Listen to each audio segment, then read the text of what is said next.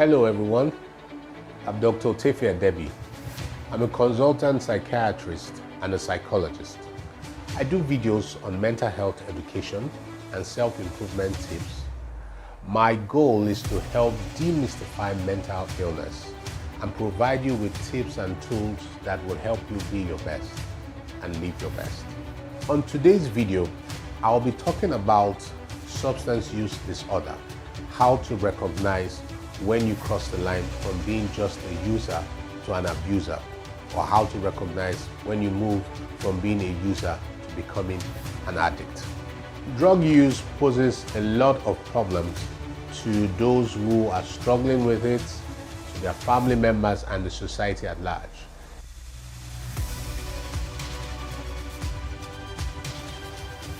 It has physical impact, it has mental health impact, it has impact on work, it has impact on school, and the list goes on and on and on. Here in Nigeria, 14.4% of those between the age of 15 to 64 are said to be affected. And the highest population of those affected are those between the ages of 25 and 39 years. In this group of people who are said to have used drug at some point in their lifetime, which is the 14.4%, 1 out of every 5 of them are said to have become dependent on using drugs. And in this population, 1 out of every 4 is a woman.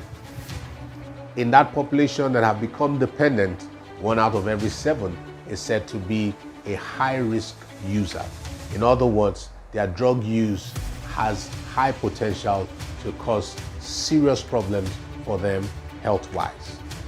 And then there is 1 out of every 8 person in the population, in the adult population in Nigeria, that are directly affected by people using drugs. This 1 out of every 8 are people who don't use drugs themselves, but have been affected by the behavior, by either directly or the consequence of drug use of some other person.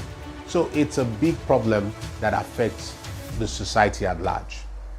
Here are 7 ways to recognize if you have moved from being a user to being an abuser, or from being a user to becoming an addict.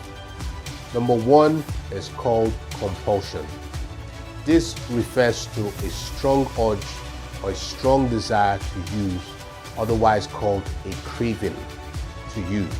It could be during a certain time of the day, certain time of the week, or it could be when you are expressing certain kind of feelings, you experience a strong craving to use. Number 2 is called primacy.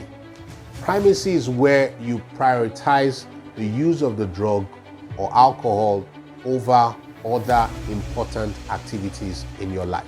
These important activities could be work, could be family, could be spending time with a loved one, it could be your school work, whatever it is, but these things are important, yet you find yourself making excuses and then neglecting to attend to those things. So you prioritize the use of drugs or alcohol over that. That's primacy.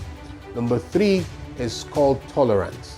Tolerance is where you find yourself using a bit more than you used to use in the past to get the same desired effect. Now, when we say a bit more, putting it in terms of quantity is using over 50% of what will normally give you your desired effect in the past.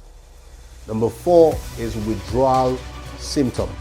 Withdrawal symptoms just refers to a feeling of discomfort that you experience that is peculiarly and particularly associated with the drug that you use or alcohol. So for example, those who use alcohol will experience some form of restlessness, will have challenge with their sleep, and may experience tremors and just be agitated when they don't use alcohol. Or if you find yourself having to use the drug to prevent yourself from experiencing that discomfort, that is withdrawal. Number 5 is the continuous use despite the knowledge of harm. So you find yourself using the drug despite the fact that you know it is harmful for your health. Or sometimes you may even have already experienced physical, mental, or social or relationship harm, and despite all of that, you continue using. Number 6 is called reinstatement. Reinstatement is where there is a desire to cut down, there is a desire to stop, or you have even achieved cutting down or stopping the use of those drugs, and then you went back to start using again. That's reinstatement. And finally, the 7th, last but not the least, is where you find yourself spending more time than planned, either sourcing for or using or recovering from the drug. Spending more time than planned. Or you may find yourself literally strategizing for someone who is going on a journey or going somewhere, and you find yourself thinking about, how do I find this drug? How do I make sure I don't miss out on my drug of use, in that environment and all of that. Now, once you have 3 out of these 7 symptoms, you have crossed the line. It's not that you are crossing the line, you've already crossed the line and you may need help. I hope this has been of great value to you. I hope it will be of great value to someone you know, so that they can recognize if they are at that point where they are crossing the line or have crossed the line.